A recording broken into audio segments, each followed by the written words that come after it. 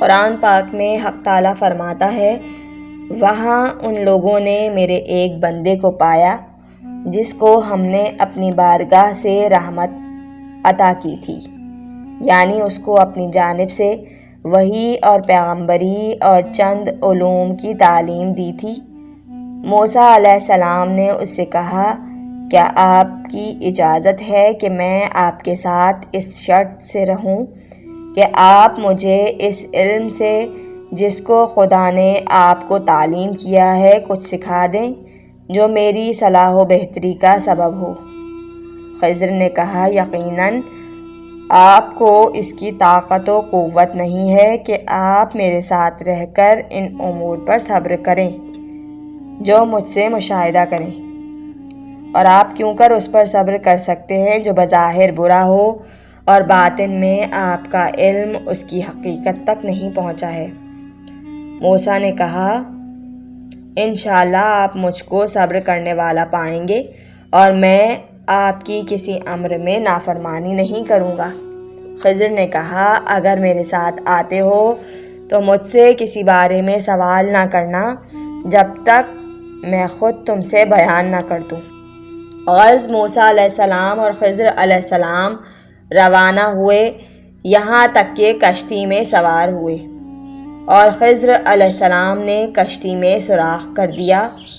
موسیٰ علیہ السلام نے کہا، کیا کشتی میں آپ نے اس لیے سوراخ کر دیا کہ کشتی والے غرق ہو جائیں؟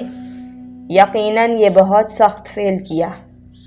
خضر علیہ السلام نے کہا، کیا میں نے تم سے پہلے ہی نہیں کہہ دیا تھا کہ تم طاقت نہیں رکھتے ہو کہ میرے ساتھ رہ کر صبر کر سکو؟ موسیٰ علیہ السلام نے کہا، جو کچھ میں بھول گیا اس بارے میں مجھ سے مواخذہ نہ کیجیے، یا پہلی بار جو مجھ سے سرزد ہو گیا اسے گرفت نہ کیجیے، اور میرے معاملے کو مجھ پر دشوار نہ کیجیے۔ پھر کشتی سے اترنے کے بعد ایک لڑکے کو دیکھا اور خضر علیہ السلام نے اس کو قتل کر دیا۔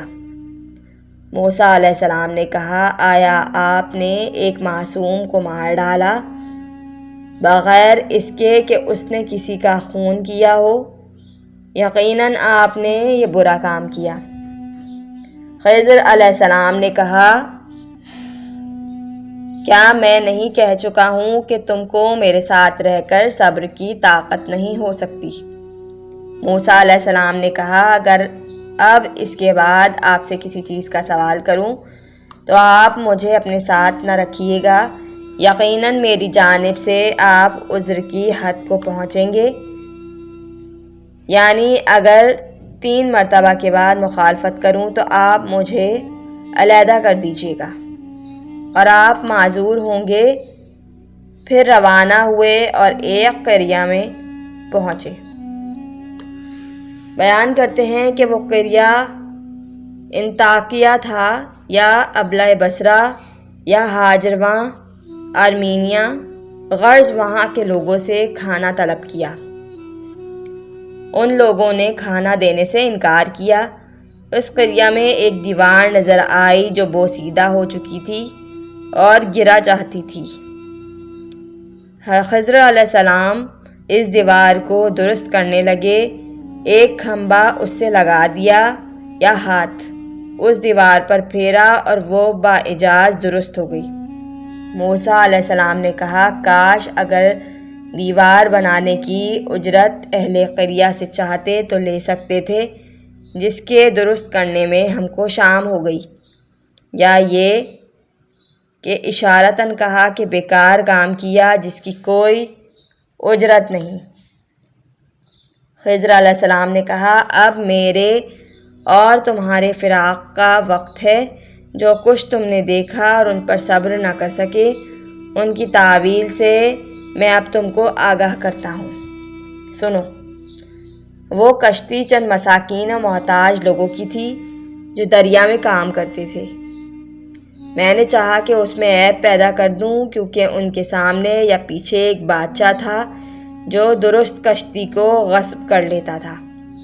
میں نے اس لیے اس میں عیب پیدا کر دیا تاکہ وہ غصب نہ کرے، اور اس لڑکے کو جو میں نے مار ڈالا تو اس کے ماں باپ مومن تھے۔ مجھ کو خوف تھا کہ وہ لڑکا ان کو کفر و سرکشی سے اذیت پہنچائے گا یا خود ان کو سرکش و کافر بنا دے گا۔